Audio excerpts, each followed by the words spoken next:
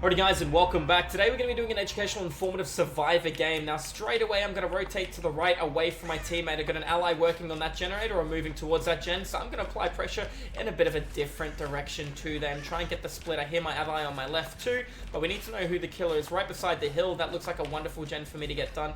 I do see one in the middle. Chances are if I work on this that I will get the aggro from the killer because I am in the center of the board and I don't even know who the killer is right now. I see the crow spawning back in. Don't know what direction it's coming in. I'm going to rotate this way. Listen to the heartbeat. There we go. We got movement over here. Directly in front. I don't actually see who that was. I don't have a good field of view. I can just see literally the tip, the top. Looks like we may have a trapper. I'm not sure. Yep, looks like we're going to be versing a trapper. This is a really fun killer to verse. You don't see too many trappers nowadays. Looks like if he comes around that corner, I know he prepped that loop. There we go. Alright, let's rotate a little bit further back. All he has to do is just follow me in a straight line after he kicks that. That way he's getting pressure on the regression. Okay, straight back in for the generator. Give him no time to do what he wants to do. Now remember, the trapper excels the later the map goes. I know that loop over there is prepped, so I have to be respectful to that, and I have to fix that. The issue with trapper is if you're not running corrupt intervention or deadlock, or even both, you're going to get probably obliterated in gen rushing or gen split pressure. Look at the HUD on the left-hand side of the screen. Do you see that claw moving? That means that the entity is currently chasing that gentleman, as we can physically see. He's in a bit of an awkward situation. I think the trapper should let go of this chase and apply pressure towards me. However, the guy should have just dropped the pallet and then went for another rotation. The only reason I suggested he drop the pallet is because if he did, he would have got more time. And look at the pressure we have. We have 3 different people on 3 different gens. It's okay to drop a pallet if you have that much pressure. Because if he hooks you in front of this generator, then he gets protection on this generator as well. So that's something we have to be mindful of. Pain res won't hit me. It would probably hit the other girl. Unfortunately, this is going to lead to a really tight 3-gen strat, which we have to be mindful of. I will take a hit with my ally in order to complete this gen. This is not good.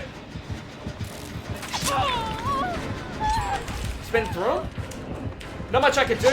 I'm going to say it was worth it. I'm going to say it was worth it. We don't know if he has Pop Goes a Weasel. We don't know what form of stability and regression he has. I ended up going down for the price of the gen. Notice he's trying to hook me closer towards the other guy. That way he can proxy in between the center of the map. It's good to pay attention to the direction he's currently moving to. What do we have? We've got Zarina coming in, going back towards the hook. They have information through Kindred. That's a very early hook save. I think she should have waited a couple more seconds on that because he's going to come right over and punish me. I should be able to make that window, sandbag her a little bit. Looks like he's let go of the chase. I will take a heal from Zarina instead. Remember, the killer's most likely got a very nice 3-gen strat on the far right-hand side. If you look at my perks and what I'm currently running, I'm running Windows of Opportunity, Kindred, Balanced Landing, and Built to Last. Built to Last is a kind of a complicated perk to understand. A lot of people don't really get how it works properly. So what it's going to allow me to do is it's going to allow me to get into a locker and refill my toolbox after 10 seconds. 2.5 seconds to get in a locker, 2.5 seconds to get out of a locker. Now he was over here for an extended period of time. So let's see where he prepped. Did he prep complicated loop? He did not. So I don't know where he prepped. It could have been prepping the window. We heard the heartbeat was stable. He could have actually went upstairs up here. Let's have a peek. That is a negative. Chances are he didn't prep the pallet on the right. There is some grass over here. He could have looked at prepping. Did he prep the window? No window prep. He came over here for quite an extended period of time, so I'm actually not sure what he did. Chances are, because he spawned at the shack, he's prepped the grass around the shack. Seems like the smart thing to do, and that is definitely what I would have done as a trapper. This player needs to be careful if he comes through the window. There's nothing in the window. I actually have no idea where this gentleman's prepped. There you go, right there. It's an incredibly hard to see trap. It's a good trap as well. I'm going to jump in the locker because I wasted so much time here. He might have done both sides. I know I would have wanted to do both sides. He's not coming. Let's get inside the locker. Okay, now the time it takes you to find a locker and get in a locker sometimes makes this perk not even worth running. We have to be mindful of the fact that he probably has a 3-gen around here. You can see I've got a teammate working on that generator behind me. If I do that with them, it might put a large amount of pressure on the killer. Let's get out of the locker. Alright. Killer has no pressure on any players right now. If he is chasing the injured guy he hasn't hooked, it's putting him in an awkward situation. Alright, looks like she is going to try and find another generator. I agree with us personally both stacking on the gen. If we both stack on the generator, the killer's most likely to proxy that single area rather than applying the split that she wants to apply. Got to put the toolbox in there. Normally I'd leave the toolbox to the last 50% of the gen. I'd be able to cut off about 40-45 seconds. Deliverance from my ally, that's going to be very good. It's going to hurt the killer with their time, and the other guy could have helped me do the generator. However, he decided to run. I hear the breathing. I have to be careful. I don't see anything in the grass here. I'm very surprised he decided to chase her over me. He got the God pallet out of her straight away. He's going to come back. I will not give him this. Ooh. Interesting move by the trapper. He should have went to protect his gen. I think that's what he's doing now. He heard the scream from the girl. She's gonna take a... Yeah, he baited that really good. Now, if I had a toolbox, I'd be able to stop this gen from being completed. Or I'd be able to stop him from hooking right beside this generator. He's gonna want to hook and proxy it. Yet again, I might have to trade. I'm gonna go for this because it's the right call.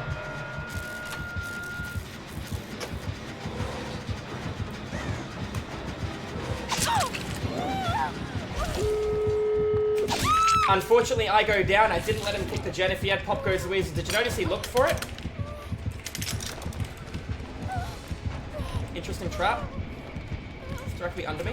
Alright, that was a pretty good play by me. I went down twice this game in order to, don't go through the pallet, buddy. Oh, that was a really good trap, bud. That was a really good trap. I'll be dead set honest with you.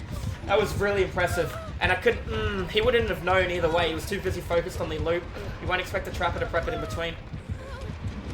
If you get seen and go down here, darling, this is going to be the end of the game. I need to run away or crawl away towards my ally and get picked up right now. Hopefully my ally sees me in time.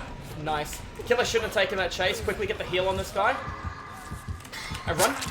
Every man for himself. Good dead hard by my ally. That was perfect timing. It looks like the killer is rotating back to the right. We have a door over here. We should look for stacking, grouping, and healing. Alright, I got my ally here. I can see him. I'm going to mend him, and we're going to heal him up real quick. Moving over here, blocking line of sight. It's not a bad call, but the killer's not going to let go of the chase that he's currently committing. We need to keep working on this heal. We're both going to take a double heal, and we'll see what we can do. No one can die here unless he hooks him in the basement. He's literally looping the killer in front of the exit gate. If he gets that hook, we might actually be in a little bit of trouble. I see this gentleman, but unfortunately we ran too far away. Puts us in an awkward spot. I would like to fill my toolbox. That way I can savo a hook if he wants to keep funneling a player further and further through the map. Alright, let's take the heal from my ally. I'm going to slow walk into the locker. If I fast fall, it'll give him a notification. However, I got to be very careful. Choosing to loot the shack is very dangerous. Looks like he's going to prep in front of the exit gate. One for the exit gate, one for the save. Ideally, this actually works out really nice. I'm not going to worry about the toolbox because he is going to keep the killer away. I'm not going to run through any high traffic zones that have a probability of me standing in a trap. Yeah? I'm not running through any pallets. I'm not cuddling any walls. We'll try and take this. There you go. Prep in the window. Trap being set off. Looking at the ground real quick. Yep, there you go. He can't do this. You get straight on that door. Straight on the door, buddy. He can't do this. He can't camp the door and the player. Alright, you're up. Let's do it. Gotta get my ally to come in. One of us takes a hit. One of us does the save. Yep, and that's going to be both of us out. That was really good awareness from just solo queue people paying attention.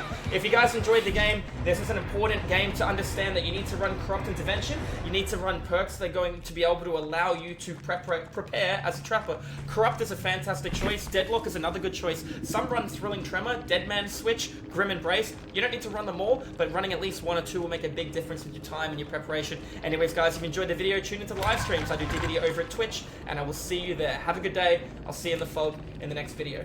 Cheers.